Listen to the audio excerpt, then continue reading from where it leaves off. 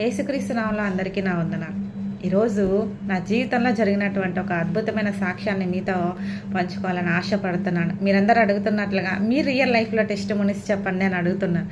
అవును, నా జీవితంలో దేవుడు అద్భుతమే చేశాడు, అది కూడా మందుల అవసరం లేకుండా. ఒకసారి ఏం జరిగిందంటే, మధ్యరాత్రిలో నేను మంచం మీద నుంచి కింద పడిపోయాను.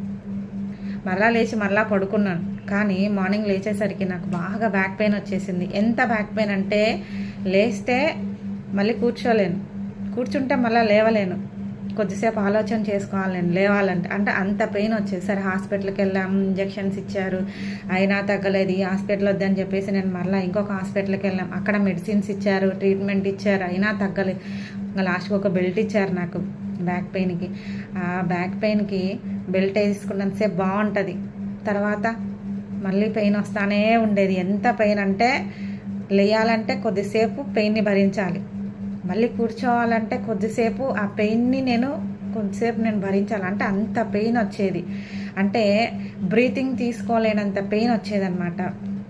అంత పెయిన్ వస్తున్నప్పుడు ఇంకా హాస్పిటల్కి వెళ్ళాము, ట్రీట్మెంట్ తీసుకున్నాం కాబట్టి ఇంకా ఎవరు ఏం చేయలేక అలానే ఉండిపోయాం. ఒకసారి నంద్యాలలో మీటింగ్స్ జరిగాయి, కర్నూలు డిస్ట్రిక్ట్ నంద్యాల. ఇది చాలా సంవత్సరాల క్రిందట జరిగినటువంటి విషయం. నంద్యాలలో పాస్టర్ థామస్ గారు దహించగ్ని మినిస్ట్రీస్ వారు నంద్యాల మీటింగ్స్ పెట్టారు. మేము ప్రేయర్ మీటింగ్స్కి ఎక్కడున్నా మమ్మీ డాడీ మమ్మల్ని తీసుకెళ్లే వాళ్ళు అనమాట.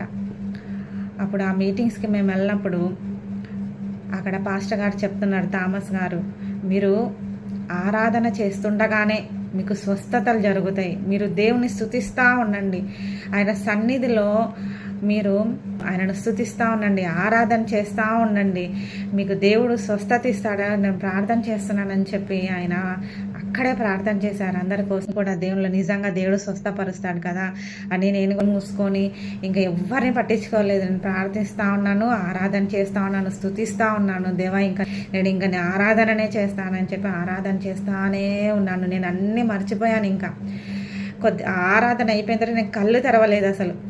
ఇక ఆ తర్వాత మీటింగ్ అయిపోయిన తర్వాత ఇంటికి వెళ్ళిపోయాను. ఇంటికి వెళ్ళిపోయిన తర్వాత 2 days తర్వాత గుర్తొచ్చింది, నేను ఉండాలి కదా అని. అంటే అంతవరకు నాకు పెయిన్ రాలేదు అసలు. ఇంతకుముందు ఏంటి, లేయాలంటే ఆలోచన చేయాలి, కూర్చోవాలంటే కూడా నేను కొద్దిసేపు ఆలోచన చేయాలి, ఎందుకంటే ఆ పెయిన్ ఉంటుంది కాబట్టి. అలాంటిది 2 days అయినా కానీ నాకు ఏ పెయిన్ రాలేదు. నాకు ఈ పెయిన్ లేదే, నిజంగా దేవుడు నన్ను ఆరాధనలో నన్ను స్వస్థపరిచాడు అనేది నేను రికగ్నైజ్ చేశాను. అప్పుడు నాకు చాలా విశ్వాసం వచ్చింది. నిజంగా దేవుని స్తుతి